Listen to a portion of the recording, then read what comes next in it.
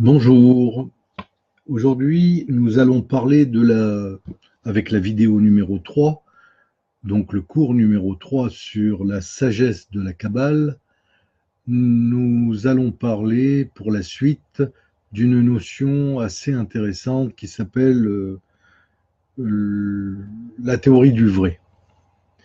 Je vous avais parlé dans la vidéo numéro 1 des désirs, et dans la vidéo numéro 2, je vous ai parlé de l'écran. Il est clair que tout cela se rapporte à la manière dont l'existence est structurée. Alors c'est un bien grand mot, l'existence est structurée. Je ne vais pas vous en parler comme un grand savant de la physique, de la chimie ou de la biologie. Le but n'est pas là. Je vais vous en parler comme un métaphysicien de la Kabbale, donc des dérivés des écritures hébraïques. Et pour ce faire, il a bien fallu, avec le recul du temps, que j'analyse personnellement certains éléments de ma vie de manière à pouvoir être en adéquation avec certaines théories tirées de la Torah.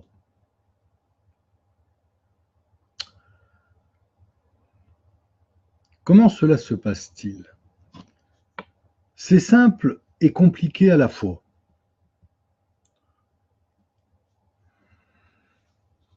Vous avez 5 sens. Pour ceux qui ne le savent pas, un être vivant prend des éléments de l'extérieur à lui, les fait rentrer par la notion de désir en lui, par l'entremise d'ouvertures. Ces ouvertures, on les appelle les sens. Alors, chez l'être humain, il y en a 5, dans un état de fonctionnalité normale. Ces 5 sens lui permettent d'appréhender ce que l'on appelle la réalité. Alors, beaucoup de gens, dans d'autres vidéos que les miennes, vous diront c'est le réel. Chez moi, pas du tout. Ce que vous appréhendez avec vos sens n'est pas le réel. Il est une réalité, certes, mais ce n'est pas le réel. On y viendra plus tard.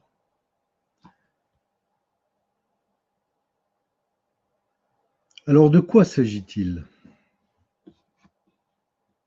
D'une réalité qui nous est imposée. Elle nous est imposée du matin où l'on se lève jusqu'au soir où l'on s'endort.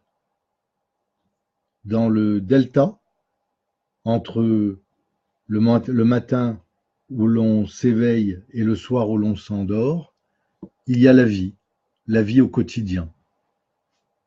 Avec les problèmes de la vie, avec les joies de la vie, avec les apprentissages, avec les certitudes, avec les doutes, etc., etc. Et le soir, quand on s'endort, jusqu'au matin où l'on s'éveille, il y a quoi? Tout le problème est là. Mais il y a autre chose, on en parlera également. Mais sachez une chose, c'est que si la Torah existe, ce n'est pas pour satisfaire l'intellectualité de certains.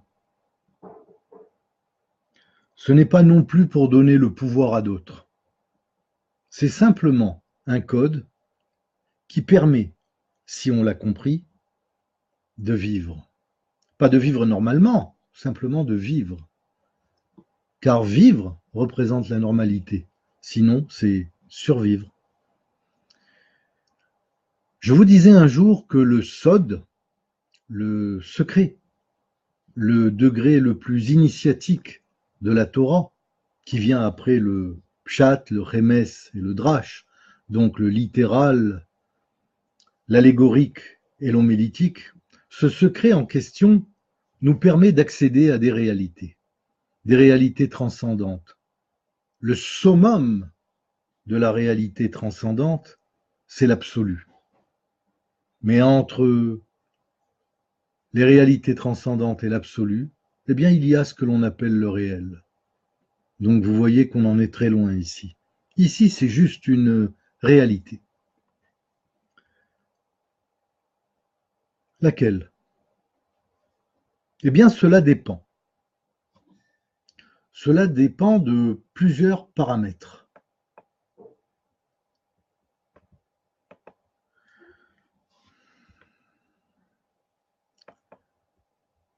De quels paramètres s'agit-il?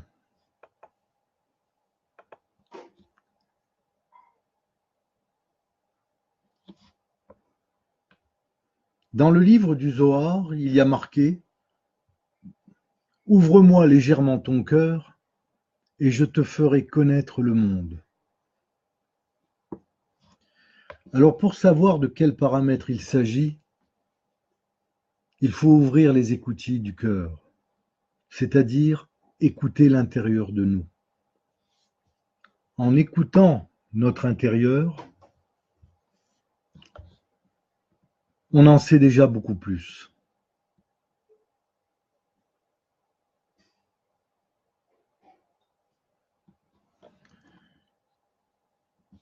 Tout à l'heure, je vous ai dit que on vivait dans une réalité. En fait, c'est faux. On vit par l'entremise de 4 réalités. Ces 4 réalités s'appellent le vrai. La signification du terme vrai se rapporte à l'arbre de vie, au Etz Chaim, et à son schéma de représentation, qui avait été élaboré par le Hari Zatzal, c'est-à-dire le Rav Yitzhak Luria. Il s'agit dans la Kabbale de comprendre et de démontrer les différentes réalités sous-jacentes et présentes dans le jeu divin du fonctionnement de la nature. En fait, le terme vrai n'est qu'un acrostiche pour englober 4 formes de réalité. Premièrement, la réalité qui s'appelle la vérité virtuelle, la vérité réelle, la vérité actuelle et la vérité imaginaire. Ces 4 vérités forment ce que l'on appelle la réalité. Alors bien sûr, la théorie du vrai est une alternative sérieuse d'une explication du monde, par un aspect à la fois scientifique et philosophique. Elle a la particularité d'englober le matériel et le spirituel. Comment? Dans un champ universel et divin, qui harmonise le fonctionnement de l'ensemble et bien entendu lui permet de s'autosuffire. Pour appréhender convenablement cette doctrine, il faut admettre que nous ne percevons absolument pas de tous nos sens.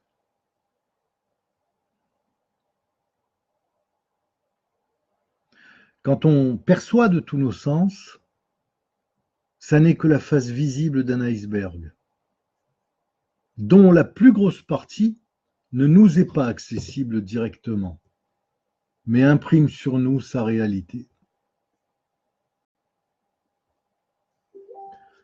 Ce qui importe aux kabbalistes, c'est de connaître les éléments qui comptent pour un bon rapport entre l'homme et Dieu. La théorie du vrai remplit ces critères. Alors que se passe-t-il?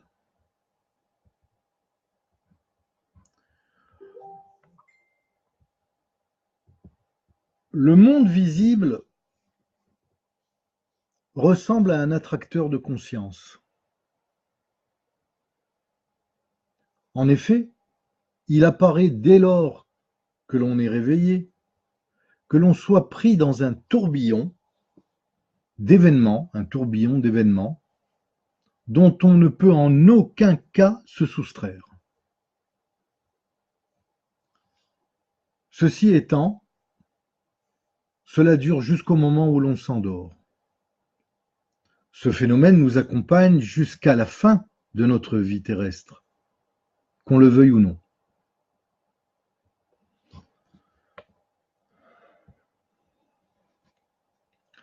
Les événements nous apparaissent si vrais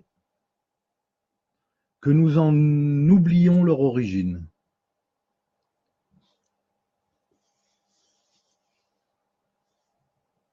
Toutes les apparences nous aveuglent. Elles nous conduisent directement vers l'erreur, dans la mesure où l'on ne trouve pas le fil conducteur et l'explication de toutes les choses.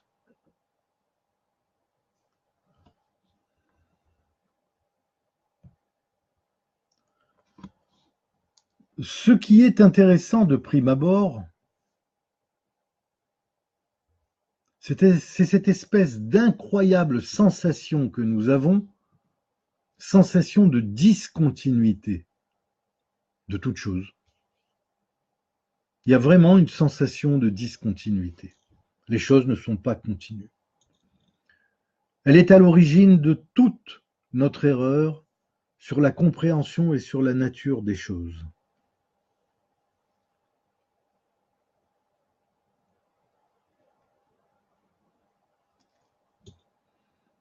En effet, tout nous paraît assujetti à des distances et au temps.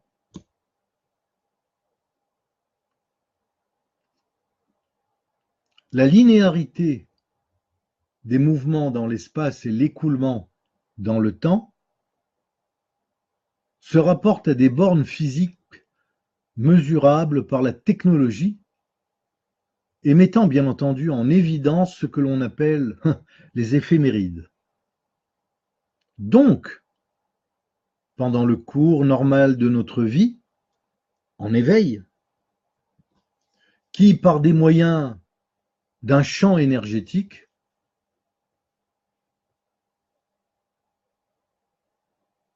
cet univers devient de plus en plus connu.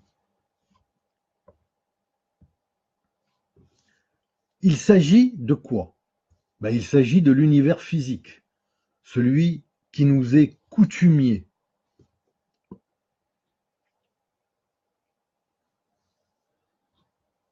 Celui qui nous rassure, même si son approche à notre endroit nous paraît quelquefois radicalement rédhibitoire. Cet univers si convaincant n'est pas le réel, en soi, évidemment, mais correspond à une réalité objective. Les moyens naturels qu'on a pour l'appréhender sont nos sens. Comme je vous l'ai dit tout à l'heure, il y en a 5. Tout ce que nous procure comme information cet univers, par le biais de nos sens, et par son aspect tangible, c'est-à-dire compréhensible, relève de ce qu'il convient d'appeler le virtuel.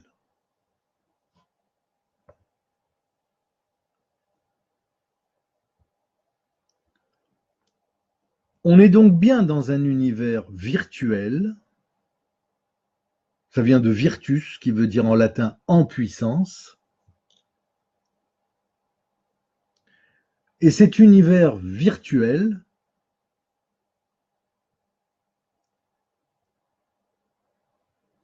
s'impose à nous en nous inféodant. Et il nous fait croire qu'il est réel, alors qu'il ne l'est pas du tout. Je vous répète, il y a la partie invisible de l'univers et la partie visible de l'univers.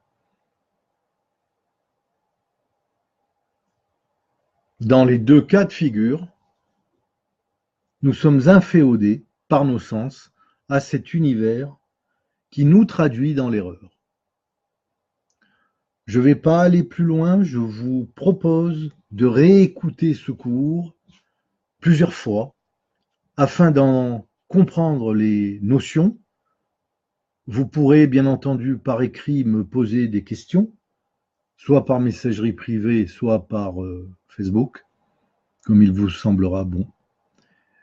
Je sais que ce cours est complexe, mais il fait partie de la sagesse de la Kabbale. Donc on a appris, premièrement, les désirs, deuxièmement, l'écran, troisièmement, la différence entre le réel et le virtuel. Et bien entendu, dans le virtuel, les 4 réalités qui s'assujettissent à lui. La réalité que l'on appelle la réalité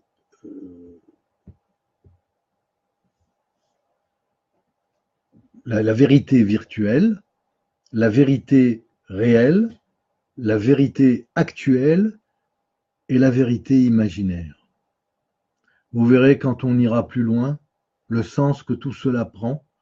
Et je vous le répète encore une fois, si tant est que vous ne l'ayez pas entendu de moi déjà, le but de mes cours n'est pas de faire de vous des rabbins. Non, sûrement pas. J'en suis même pas un. Le but de ces cours n'est pas de faire de vous un savant. Le but de ces cours est de vous permettre d'apprendre à appréhender la réflexion, réfléchir sur votre propre condition. Et au terme, vous donner les moyens d'entrevoir la possibilité de vous aider par ces simples notions qui ne sont, je le rappelle, que des simples notions de vie tirées du fabuleux ouvrage du Hari que l'on appelle le Etz HaChaim, l'arbre de vie. En attendant d'aller plus loin dans le cours 4, je vous souhaite le meilleur et je vous dis à bientôt. Au revoir.